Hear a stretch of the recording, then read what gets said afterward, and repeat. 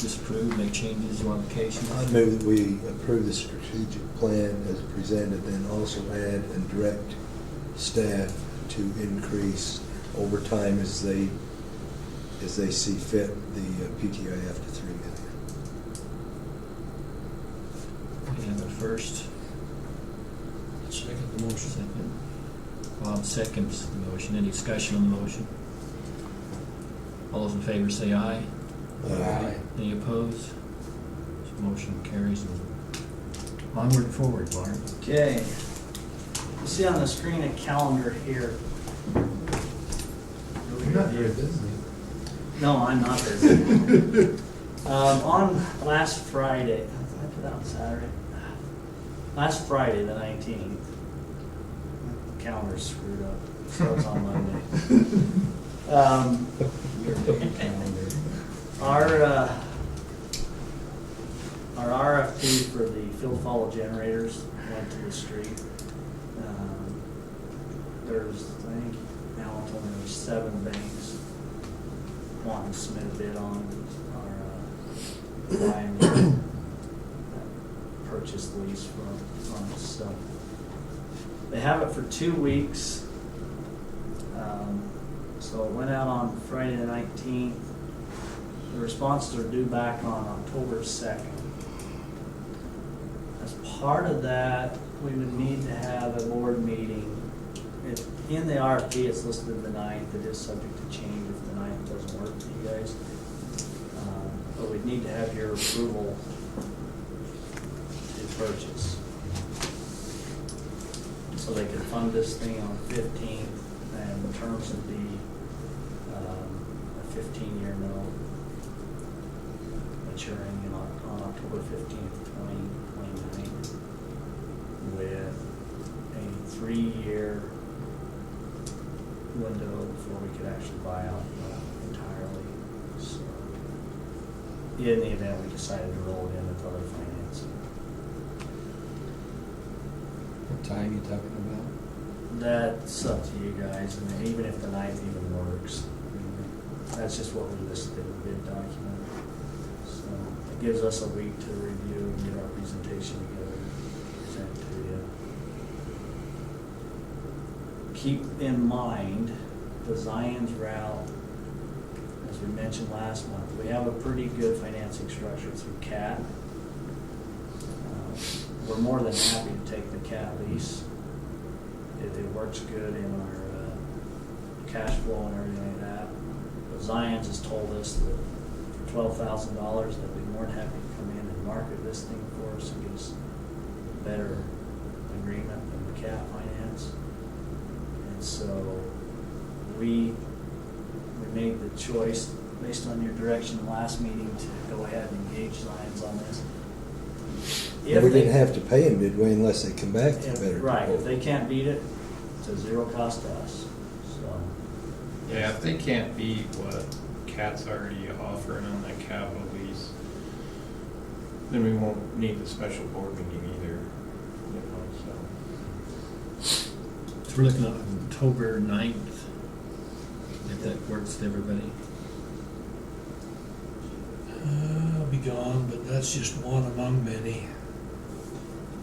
Will you be back in the evening? I'm gone during No, the day also. I'll be out of state. Are you gone that whole week, Bob? Yeah. No, October, that's the first of the month. Okay, I'm sorry. Yeah, I'm October 9th, I'm good. Do you have any conflicts? As long as it's early enough, you know, there's happens to be an important event that night. Your anniversary?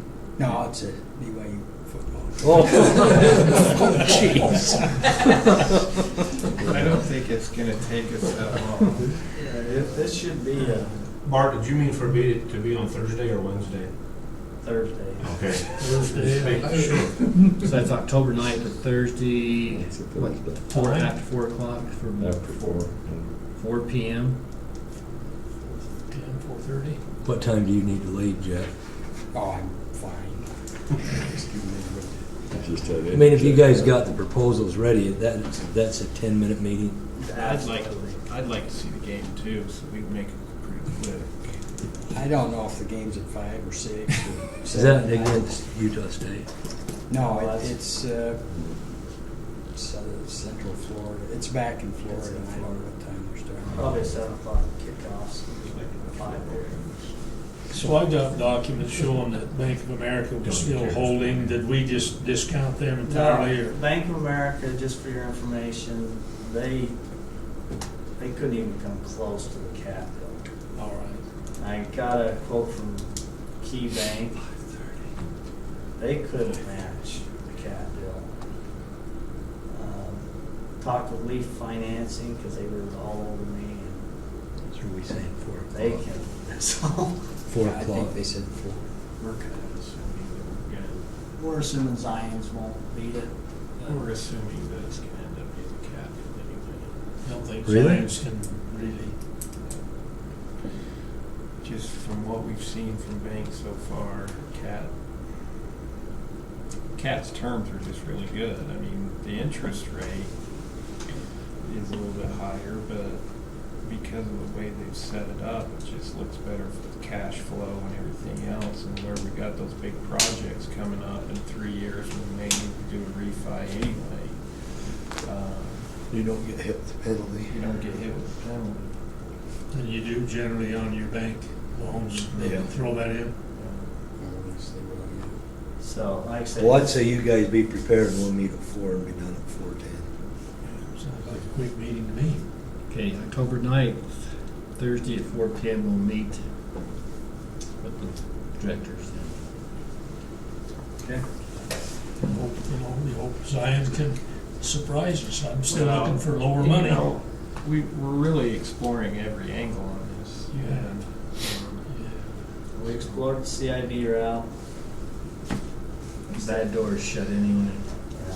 They're not funding anymore. They got that road down the price that they're doing. Yeah, hey, I backed off of that entirely now. We've thrown the document away, so. Yeah, I mean, I talked with them, and said, don't do Just anything. pick it up. Well, there was still gonna be one power They're doing grant. a war chest for some big projects. And even the city, if we hadn't did, we did in January, we would have known that we lost our funding from them. Now, I can honestly say I've never beat a financing to death as bad as we have this one, so I'm hoping future ones aren't. they're just about. Bart, you're still back on the agenda.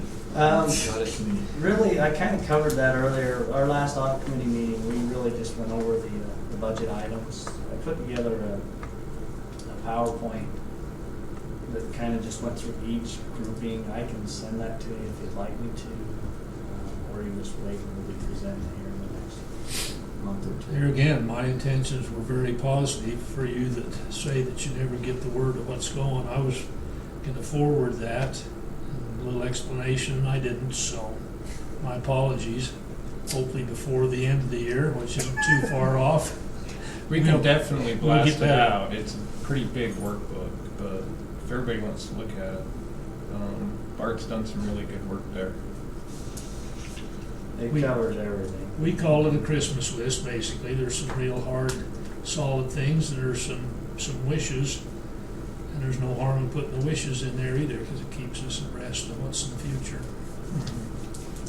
I appreciate the audit committee meeting again with Bart, and I think it's a good thing to put in play.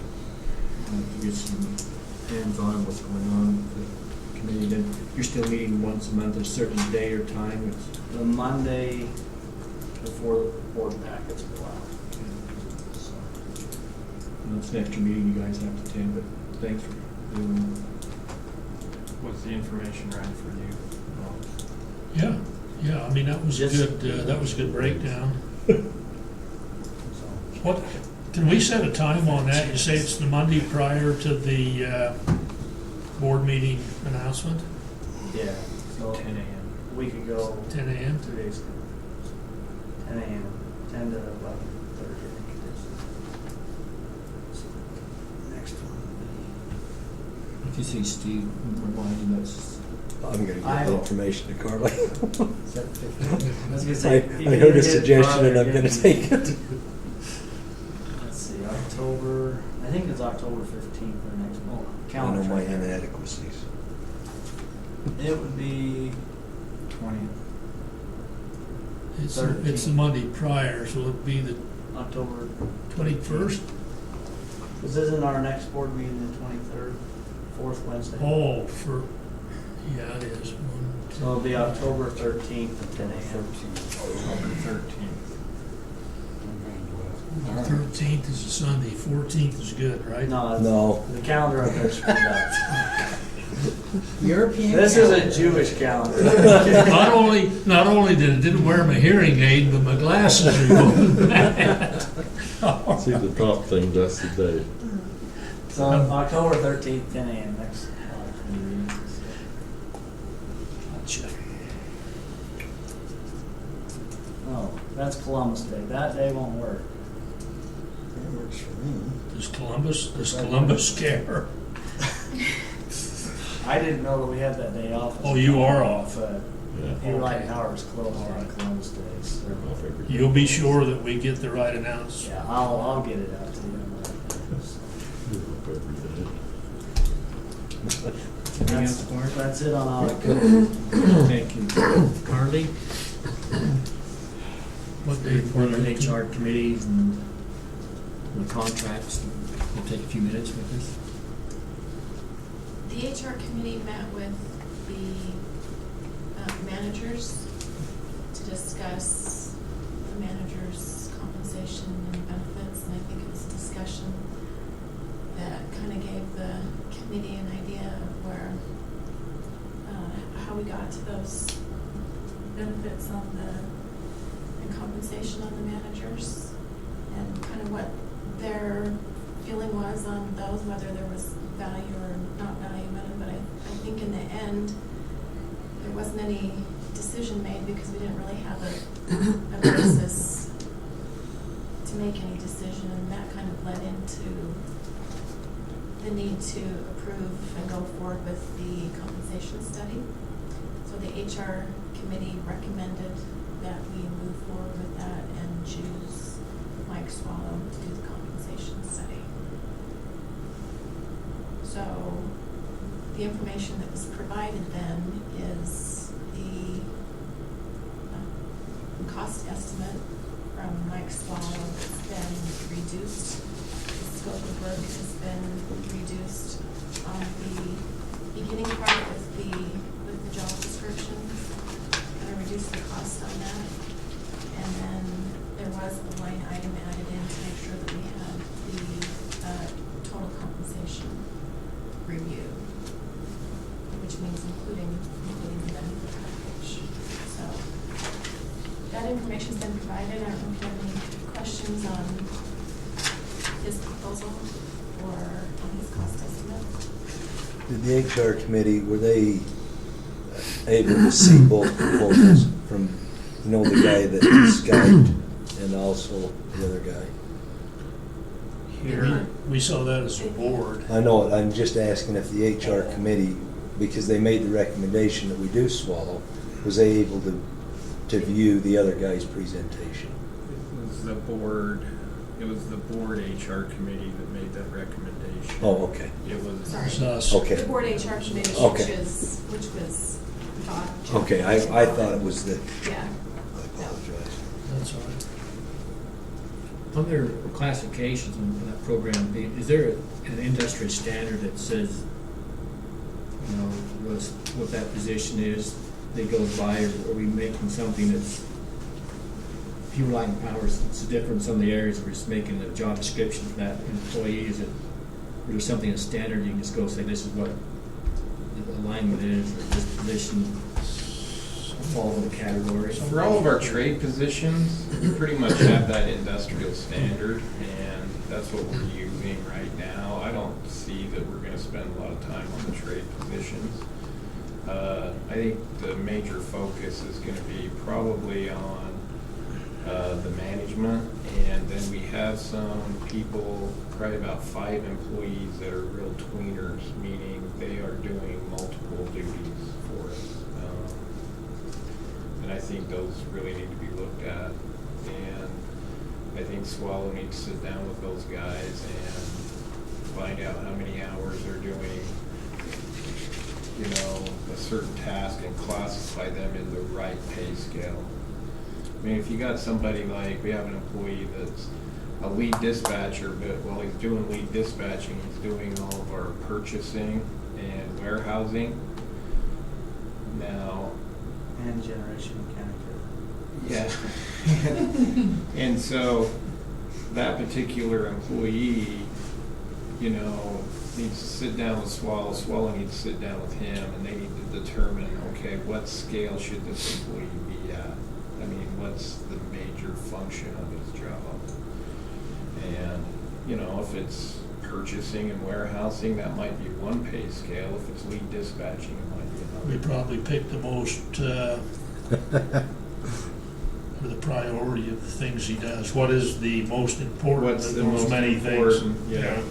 And, you know, and that's what You didn't that, think they'd pick the one that paid the most? you know, we've ran into the problem of not picking one that paid the most when we've got these tweeners going. And, you know, That'd be a that's a problem. fault from management's perspective. That might be a problem.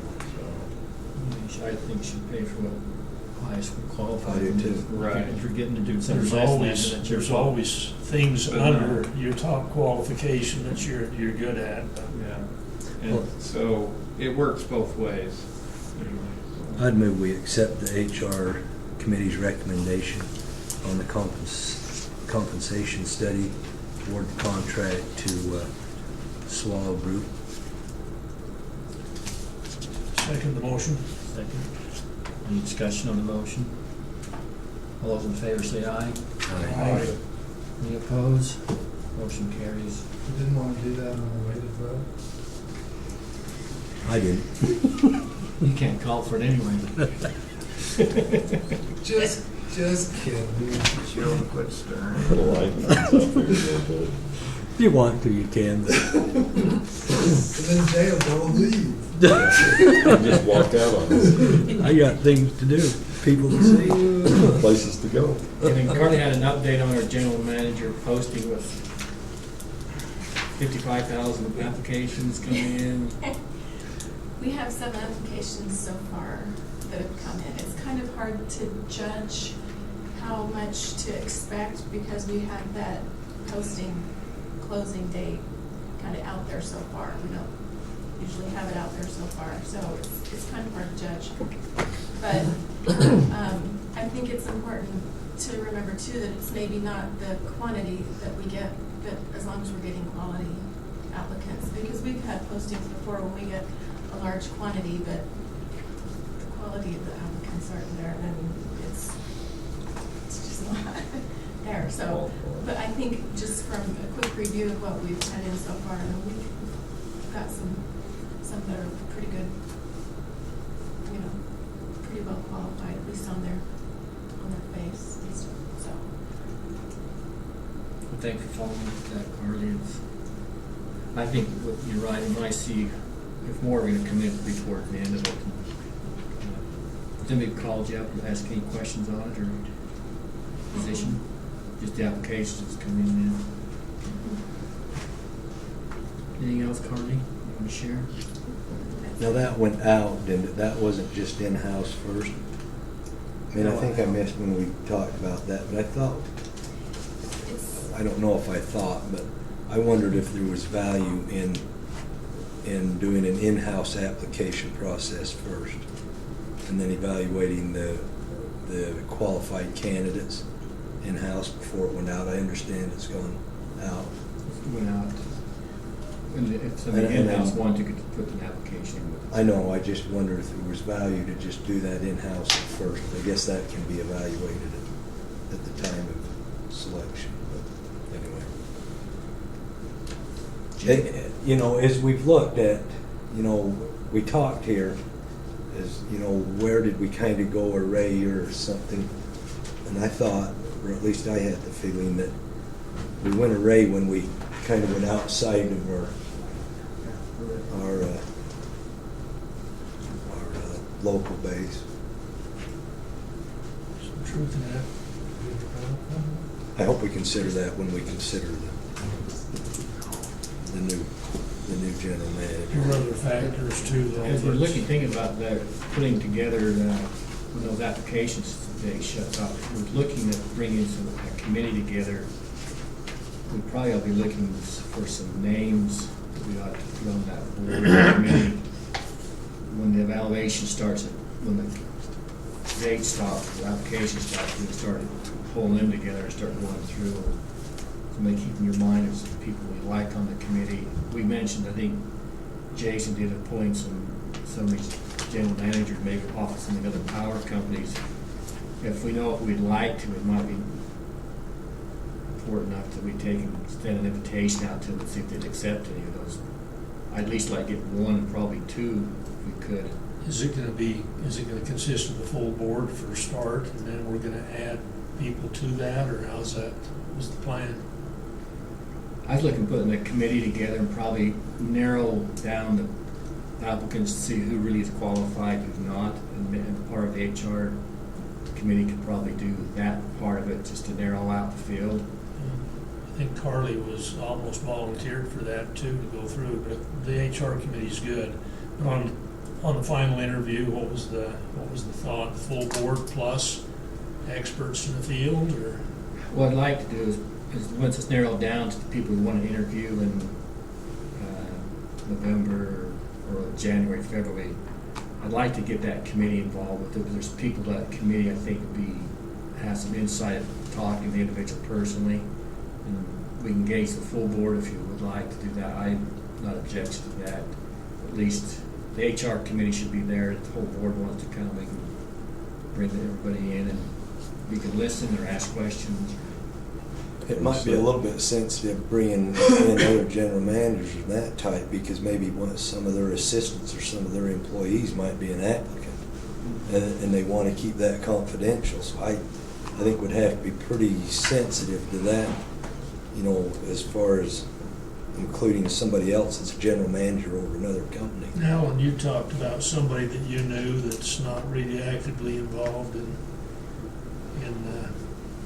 general managership of other companies, but I think we talked with him. Was that the one that you did? Yeah, there's a person that's worked for Pacific Corp for about 30 years. He worked on a private business now. He hasn't any ties that. I'd like to invite him. There's a person who owns a multi-million-dollar corporation. Have him come in. There's another person, actually, that's all he does for a huge conglomerate corporation. He hires people. And I just try to get a personality. Those are just three people I've looked at to talk to. Plus, if we bring some general managers, we've got the HR committee. We've got to have some experts in there, know what they're talking about, because Those three we've too got to could have alleviate. experienced people, not just hiring people. I mean, people that know the electrical business. No, I understand that. That's what we're doing. We're bringing, I think, a little bit. If you bring the general managers from I know, company, that's what Pacific he was Corp concerned people, about, Jay, and we still got to do something that way. You have electrical, not necessarily general managers, people with experience that knows the business, then that would alleviate your concern. Well, I think you can bring a couple of them, but I don't want to get to the point that we're hiring somebody on the resume. I mean, because sometimes you hire a resume, and that's not the best No, qualified it's guy the for the interview. job. It's the interview really that makes the difference. The interviews, Interviewee, no, views. I would hope that you would Multiple interviews. conduct, I mean, I have no right to speak here nor even make a request, but I would love to be able to go to lunch or even just sit in my office with your top 3 candidates for an hour. I did that one time before, and I feel like I saved my boss a major headache hiring a peer of mine, just from me and my one other peer that took this guy to lunch. So, just a request that I would have is, because I'm not putting in on this job, so. that's sort of what Robert's saying, we need to have somebody with the insights. And for us, we may sense that there's a positive aspect based on our insight, but when you get down to really operating the company like you managers They do, know how to operate it. it's where the rubber hits the road, and sometimes we miss that a little bit, but. I don't think it'd be a bad idea to have a management part of the interview process myself, or the guy that's gonna have to work with this guy. Unless it's you guys. That's different if we got somebody that's in-house, but. Like I say, when I say interviews, that could just be one of your interview sets in there. I mean, if you're thinking of doing a one-time interview and be done, I think. Yeah, I don't know I if would that's caution good. you against. I don't think that's good. I think if you had 10, then you could narrow it down to minimum 2 or 3. You bring those people back in and you do them again. That it might I mean, be a even if you multiple brought- interview, not just a single interview. It might just be and then a follow-up. See, even if you to brought that. those 3 candidates in, say the number's 3, and you had them spend 20 minutes with me, get to know kind of what we got going here, 20 minutes with Harold online, 20 minutes with Jake at the substation. I'm throwing 20 minutes out, it could be an hour, whatever. Just so that then you, as a hiring committee, can then say, okay, staff, what were your thoughts? You know, because so now you got your experts from outside, you got experts in the industry, you got you as experts running this company as a board, and then you got your staff that's providing input. Then you have lots of areas of, this will work good, this will. That's just a recommendation on my part. I'm sorry. Appreciate that.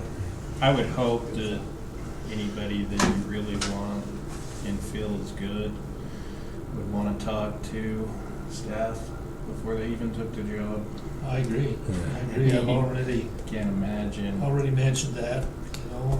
Yeah. me going to another company wanting to take over and not wanting to meet with employees.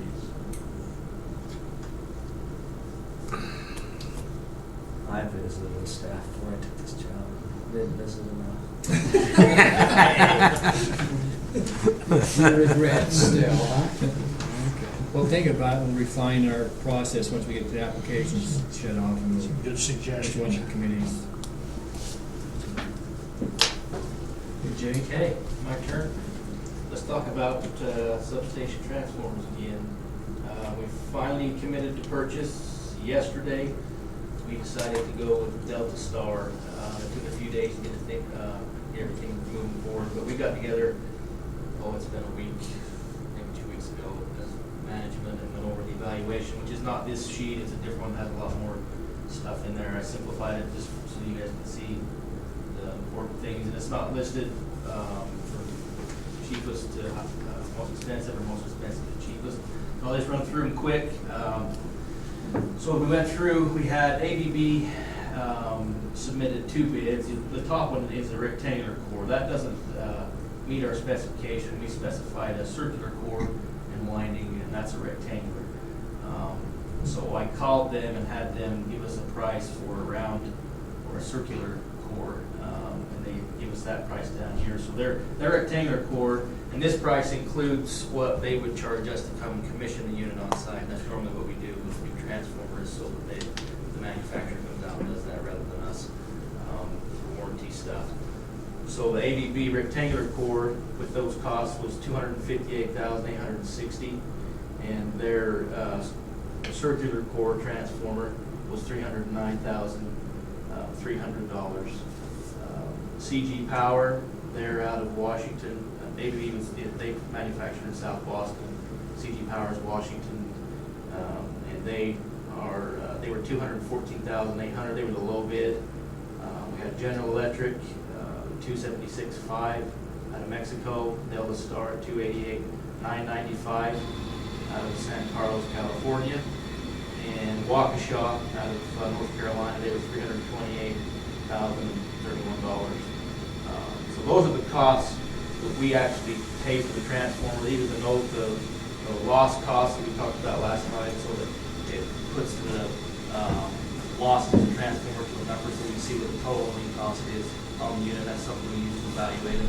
So you look through and you take basically that cost and add the losses into it, and then it gives you a total owning cost that you could see. And we're looking at the losses of the transformer. They're all pretty close. Waukesha generally has the lowest losses.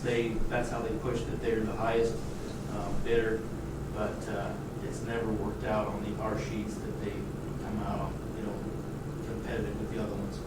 They were closer this time though.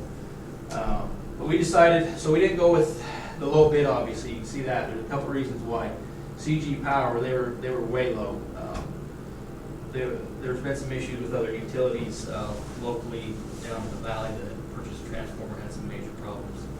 So we go a lot off the reputation and word of mouth as well. So we decided that was not a good route to go, talking to a few people. And then the ABB obviously was a rectangular core, and I took a hard look at that and just decided that that's something I didn't want to go with on the rectangular core. And the reason for that, I can't get a straight answer, but a lot of the engineers will tell you in a rectangular core, when you get a fault current, when you get a short circuit fault through the transformer, the rectangular core tends to move more than the circular. So over time, if you get through faults, it takes life out of the transformer a lot quicker, basically. And then they're hard to rebuild. So I didn't go, so we kind of just decided not to go with the ABB rectangular core. The General Electric, it's called GE Prolec. They're made in Mexico, and I've talked to a few people, and they weren't too happy with some of the things they've got, some of the products that came from Mexico on that transformer, as well as customer service. So that was some of the weighing on that for me, and that's what I expressed to the other management. Delta Star, they have a good reputation. We've never purchased one. They've always been kind of in the same area, just above the middle. But they have a very good reputation, build a very good transformer, and they have a very good customer service. So we decided to go with them, and I think we'll be very happy with their decision. Talked to several people, and they've been happy and have no issues. This was the only transformer. I talked to 3 different companies and had no bad things to say. So that's what we decided to do. The first payment is 20%, so they're going to send us an invoice right away for just under $58,000. And then it goes, the next one will be approval drawings, 15%, that'll be about 17 weeks from now. And then another 20% when they do the core coil inspection and taking, which will be within 3 weeks of delivery. So delivery time he'll look into April. April, May is where we're looking. So that's what we decided to do. If you have any questions on that, those numbers. I've got the insurance claim. Bart settled it out, and on the transformer that failed, and they ended up with all in. So they wrote us a check for $65,583, and that was the transformer, basically the current value cost at $47,333, and the salvage cost was deducted because we're keeping that transformer, and then we'll go out and get a salvage cost for that. And they priced that at $11,750, so we're going to try and go out and get a salvage at higher.